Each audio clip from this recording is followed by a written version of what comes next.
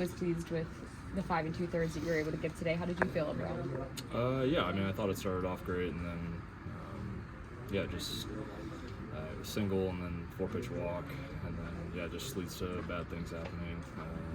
If I could do that 6th inning over again, I would.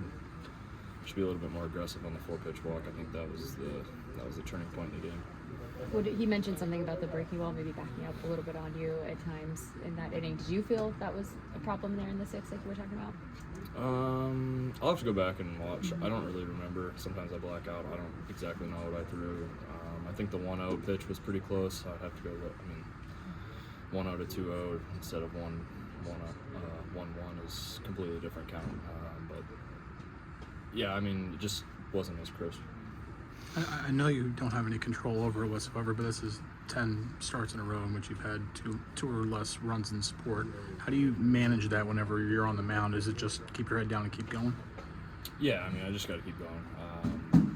Like I've said before, I don't pay attention to the score. I mean, I'm done underneath the tunnel, just kind of game planning with Henry and Oscar about what we're going to do the next inning and who's coming up, and whatever happens in the innings where I'm not in there happens.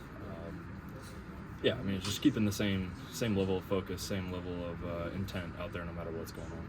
You guys, I think, under DK have played in 21-run games.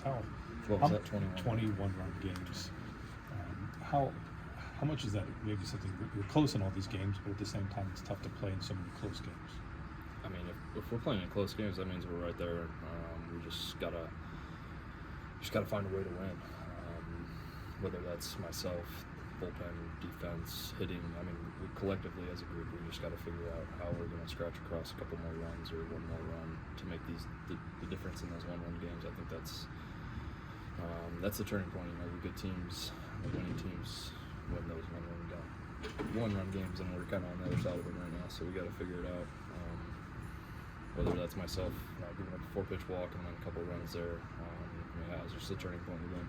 So I got to be better on my end right there, and we just got to be better as a collective. How do you keep the lack of run support from weighing on you? I mean, there's a lot of season left. I mean, like I said, I don't pay attention to runs. Scored formula, I have no say in what goes on there on that side. You just got to keep going. I got to keep, because one time it's going to change. You know, like as many times as we're in these one-run games, you know, we're going to explode for one, and yeah. Mitch, I'll preface this by realizing a lot of it's not your fault, but you're 1-10 now. How difficult is that to look at the stat sheet and see that? Yeah, like I've said in the past, I'm not looking at wins and losses. I'm looking at the other stats, you know, like walks, first pitch strikes, stuff like that. You know, tangibles that I can control and that I think make up a good starter is like, am I throwing strikes? Am I filling it up? And when I get to 2 strikes, is the weak contact there? Are the strikeouts there? And they have been. So my review of the games, it doesn't change based off my wins and loss record.